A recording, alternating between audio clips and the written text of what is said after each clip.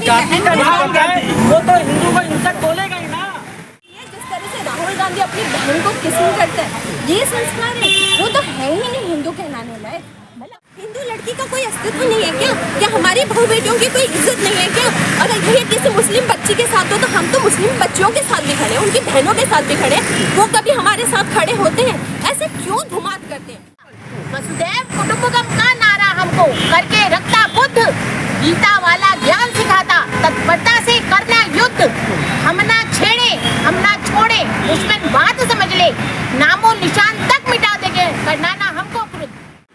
भारत की सेना ने युद्ध किया पाकिस्तान के साथ, 93,000 सैनिकों ने आत्मसमर्पण किया, तब तुम्हारे छत पे सिर के ऊपर तिरपाल आई, तब तुम्हें बांग्लादेश का टाइटल मिला। तुम्हारी औकात नहीं है मच्छर मारने का, तुम भारत को चुनौती दे रहे हो। कहीं ना कहीं अगर आज आप एकजुटता नहीं दिखाओगे तो जो हाल बांग्लादेश का हो रहा है वही हाल अपने भारत का होगा। और हम कहीं ना कहीं वो लोग हैं जो 2050 को पहले ही देख चुके हैं, इसीलिए लड़ रहे हैं, बोल रहे हैं। भाई सभी से निवेदन है, अब चाय पे चर्चाएं बहुत कर ली है, अब जरा जंतर मंतर पे हाजिरी दर्ज करने का समय आ गया है। सभी हिंदू भाई एकजुट होकर संगठित होकर अभियान चलाएं और जंतर मंतर 18 तारीख को आए।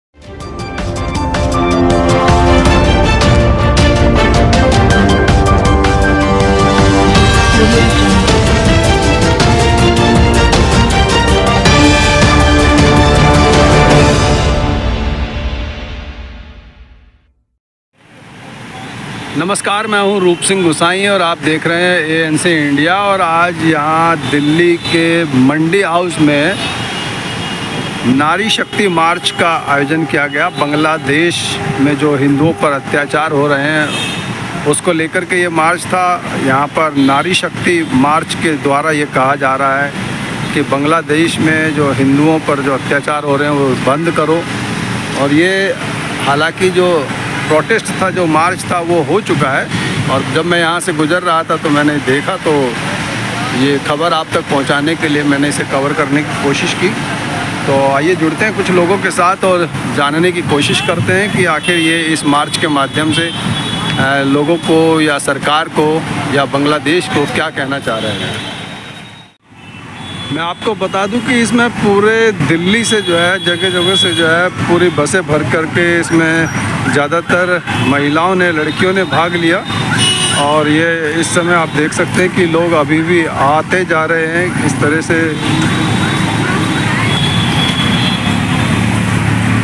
और ये नारी शक्ति जो है एक अपना प्रदर्शन करते हुए बांग्लादेश में हो रहे हिंदुओं के अत्याचार के विरोध में यहाँ आज सारी दिल्ली से जो है महिलाएं जुटी हैं। उसने कन्हैया कुमार को जो देश को तोड़ने वाले उनको एमपी का टिकट दे दिया, कन्हैया कुमार को उसको एमपी का टिकट दे दिया। ये है राहुल, क्या है राहुल? ना अक्ल ना धक्कल, पता नहीं क्या बनता है और क्या बोलता है। उसको तो तजुर्बा दे ही नहीं है। हाँ, वो तो पता है माँ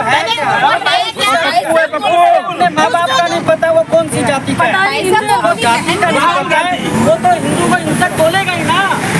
राहुल गांधी की उनको अपनी बहन के साथ, भैया वो अपनी सगी बहन के साथ इतनी अश्लील हरकतें करते हैं कि बहन हर बात के पीछे बैठे बहन को ऐसी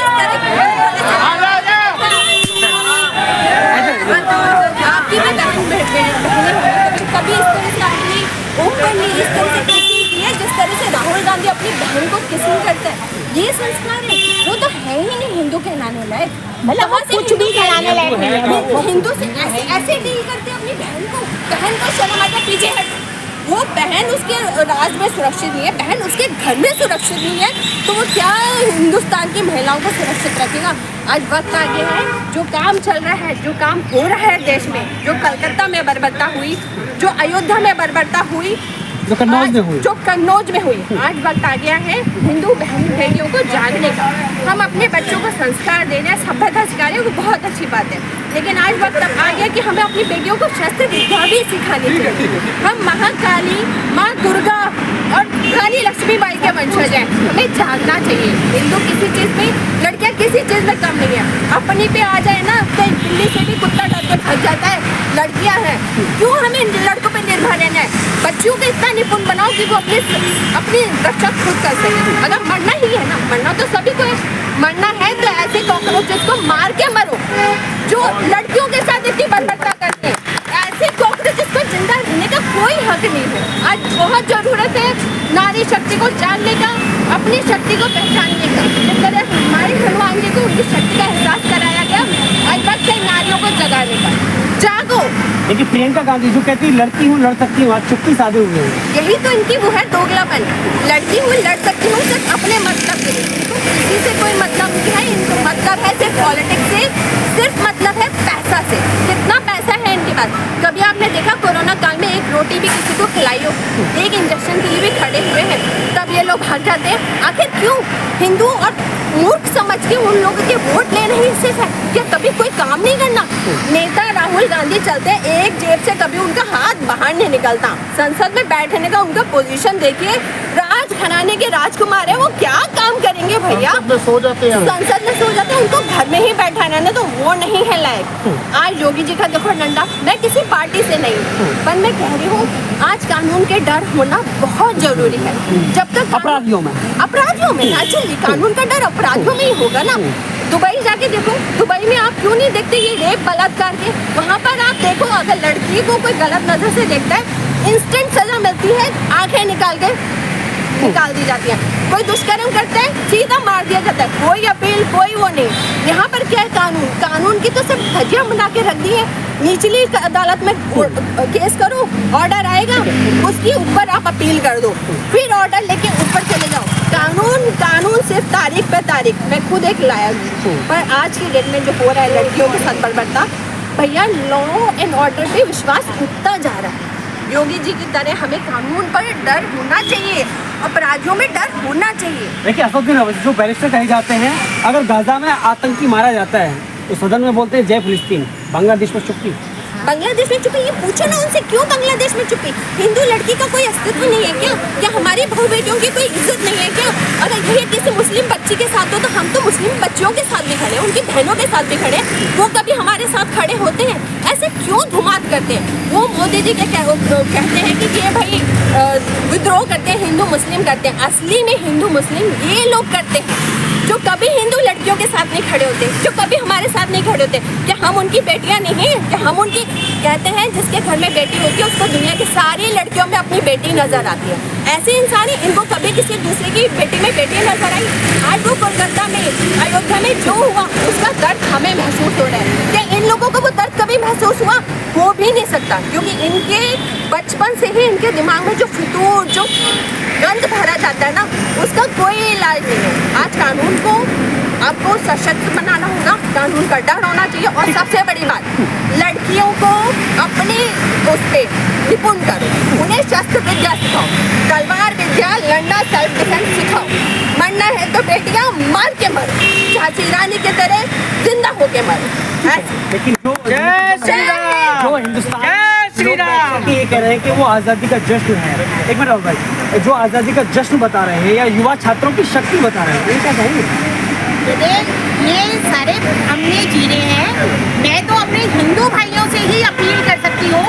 मैं मोटिवेशनल राइटर हूँ, भारती अग्रवाल नाम है, आदर्श नगर से आती हूँ।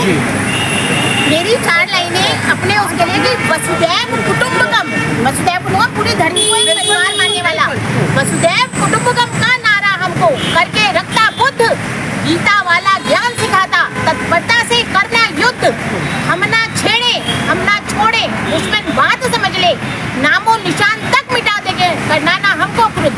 जिस दिन हिंदू अपनी शक्ति को पहचान जाता है और वो उठ खड़ा होता है, हमने शेर के बच्चों के दांत गिने शेर के, हमारे अंदर वो शक्ति है।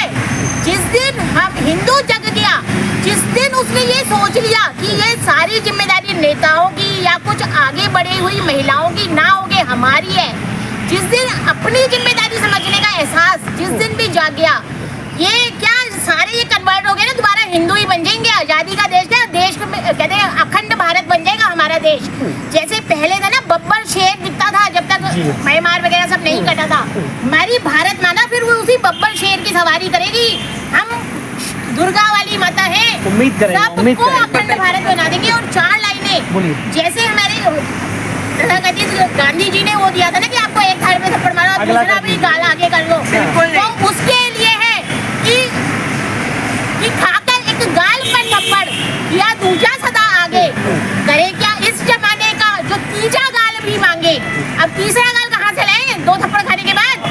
तो हम हैं अहिंसावादी, हम तमन्ना जिंदगी की है, उठाकर शस्त्र अब हम अपने दुश्मन को हम से को हम मतलब हमें अब अपने शस्त्र उठाने हैं और हिंसावाद को बिल्कुल त्याग देना है। हर घर में शस्त्र रखना है और उसको चलाना सीखना है। शास्त्र के साथ में शस्त्र भी जरूर। 14% बांग्लादेशी और 8% हिंदू। और हिंदुओं पर जब अत्याचार होगा तो दर्द नहीं होगा। उसके पीछे लाखों का हजूम आ गया। आज वो कहाँ घुस गए, कौन सी गुफाओं में चले गए वो आप बताइए।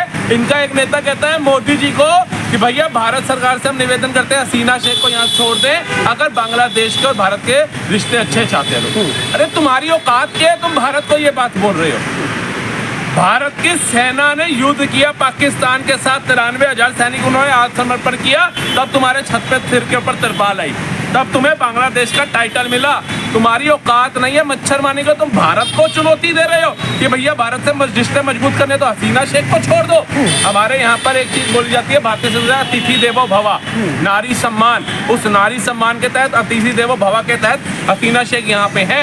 और हमारे आदरणीय मोदी ने कहा है 57 कंट्रियां अगर आपको शरण नहीं दी ना मुस्लिमों ने, लात मारो। भारत को रफा बुला करके पूछना ओबीसी को रफा है कौन सी जगह पे। राहुल गांधी जी को पूछना जो ये बहन भाई कर रहे थे ट्विटर, आज क्या हो गया? इनका ट्विटर हैंडल जो है हैक हो गया या सोशल मीडिया सब उड़ गया कि इनको बांग्लादेश में बहन बेटियों की उत्पीड़न नहीं दिख रही, बंगाल के अंदर डॉक्टर बहन की उत्पीड़न नहीं दिख रही, संदेश खाली पे नहीं दिखा, इन्हीं के निगम पार्षद नेहा बच्ची का नहीं दिखा, अयोध्या में 12 साल की बच्ची इनको नहीं दिख रही, कनौज में बहन नहीं दिख रही। और ये सब कौन है? ये यूपी की जनता को समझना पड़ेगा। 36 से 37 सीटें दी हैं, 35 से 36 सीटें क्या इसलिए दी थी कि अयोध्या जैसी पवित्र भूमि के अंदर 12 साल की बच्ची का बलात्कार हो, उसको 2000 रुपए देके ये बोला जाए कि गर्भपात करा लो, उसके माँ बाप को जान से मारने की धमकी दी जाए, इसलिए आपको चुना। इसलिए भारत की जनता कह रही थी विपक्ष मजबूत होना चाहिए, अच्छा होना चाहिए, ताकि बहन बेटियों के साथ, दलितों के साथ, SC ST के साथ ऐसा हो। मैं तो बता देना चाहता हूँ सभी कट्टर हिंदू, सभी युवाओं को, सभी हिंदू भाइयों से एक आवेदन है कि 18 तारीख को जंतर मंतर पे एक बड़ा आंदोलन हो रहा है। सभी हिंदू संगठनों के साथ मिलकर बांग्लादेशी और रोहिंग्याओं को देश से बाहर निकालने के लिए भारत सरकार से अपील की जाएगी। और आप सभी से निवेदन है कि ज़्यादा से ज़्यादा संख्या में जरूर पहुँचे अगर आपके पीने का पानी नहीं बना है। जय श्री राम। और दोस्तों यही वक्त है एकजुटता दिखाने के लिए, क्योंकि कहीं ना कहीं अगर आज आप एकजुटता नहीं दिखाओगे तो जो हाल बांग्लादेश का हो रहा है वही हाल अपने भारत का होगा। और हम कहीं ना कहीं वो लोग हैं जो 2050 को पहले ही देख चुके हैं, इसीलिए लड़ रहे हैं, बोल रहे हैं एकत्रित रहो, जात पात का त्याग करो वरना मिट जाओगे। और 18 तारीख को आप सभी जंतर मंतर आओ। भाई सारे संगठन नहीं आए, केवल के साथ मोहल्ला गली पूरी दिल्ली NCR और पूरा भारत जंतर मंतर पहुंचे और प्रचंड विरोध दर्ज करा जाएगा यहाँ पर।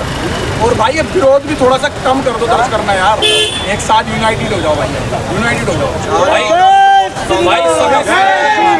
भाई सभी से निवेदन है, अब चाय पे चर्चाएं बहुत कर ली है, अब जरा जंतर मंतर पे हाजिरी दर्ज करने का समय आ गया है। सभी हिंदू भाई एकजुट होकर संगठित होकर अभियान चलाएं और जंतर मंतर 18 तारीख को आए। भाई पिंकी चौधरी, अन्नू चौधरी, स्वतंत्र भारद्वाज और सभी सनातनी शेर जो सभी हिंदुओं के भविष्य के लिए जिम्मेदारियों को हाथ में उठाए हुए हैं, उनके सपोर्ट करने के लिए भारत माता की जय, खंड भारत।